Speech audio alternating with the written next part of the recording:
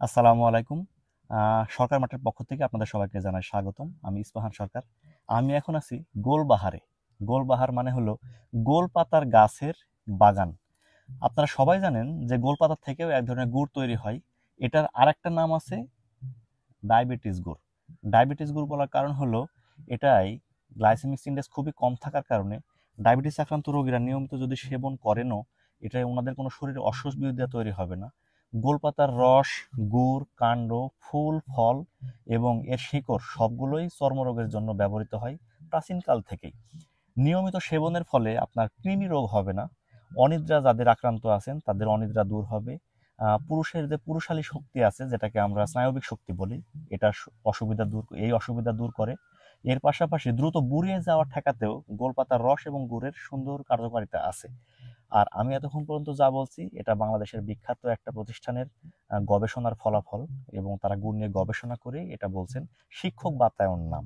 আমি এখন আপনাদের গোল গাছের কাণ্ড থেকে, ফুল থেকে কিভাবে রস সংগ্রহিত হয় এবং রস সংগ্রহের পরে কিভাবে এটা গুড়ে রূপান্তরিত হয় এবং আপনার হাতে কিভাবে যে পৌঁছাবে সেটা দেখাচ্ছি। এই যে আমার কাছে যেটা দেখছেন এটা হচ্ছে গোল পাতার ফুল। একই সাথে পুরুষ ফুল এবং নারী ফুলই তৈরি হয়। আর এটা হচ্ছে প্রকৃতির একটা অসম্ভব সুন্দর একটা জিনিস। এই ফুলের পরে যে ফলটা বড় হয়, এই বড় ফলটা আপনাদের একটু দেখাই। এইটা হচ্ছে সেই পরিপক্ক গোল গাছের ফুল, যে ফুলের কাণ্ড থেকেই একটা বিশেষ পদ্ধতির মাধ্যমে রস সংগৃহীত হবে। এই রস সংগ্রহের পদ্ধতির জন্য এটাকে গুণ দিয়ে টেনে ফেলা হয়। আপনারা এখন যেটা দেখছেন গুণ দিয়ে টেনে ফেলা হয়েছে, এটাকে গুণ বলা হয় আমাদের এলাকায়। এই কাণ্ডটাকে নিয়মিত ম্যাসেজ করা হয় হাত দিয়ে, কোনো সময় পা দিয়ে। আর একটা সময় পরে এই ফুলটাকে কেটে ফেলা হবে এখান থেকে। কেটে ফেলার পরে এই যে এইরকম একটা চেহারা ধারণ করবে। এইখান থেকে নিয়মিত এই মুখটা চেঁচে ফেলে আপনার এখান থেকে রস সংগৃহীত হবে।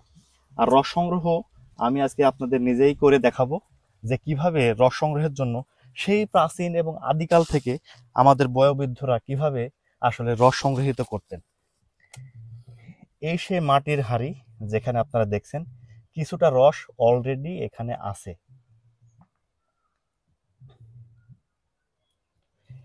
এই রসটা আজকে সারা রাত পড়বে। আগামীকালকে ভোরবেলায় রসটা সংগৃহীত হবে। রস সংগ্রহের পরে স্বাভাবিকভাবে যে নিয়মে গুড় তৈরি করা হয় ড্রাম অথবা তাফালে জাল দিয়ে, তারপরে গুড়টা তৈরি হবে। গুড় তৈরির একটা পর্যায়ে যাওয়ার পরে, মানে রস জাল দেওয়ার একটা পর্যায়ে যাওয়ার পরে এটা গুড়ে রূপান্তরিত হবে। তারপরে এটা আমাদের মাধ্যমে আপনাদের সবার হাতে হাতে পৌঁছে যাবে, সারা বাংলাদেশের প্রত্যেকটা প্রান্তে। চলুন আমরা সবাই নিজেরা ভালো থাকি, নিজেরা ভালো খাই, আমার পরিবারকে ভালো রাখি, পরিবারকে ভালো রাখাই। সবার সাথে দেখা হবে, কথা হবে। আসসালামু আলাইকুম।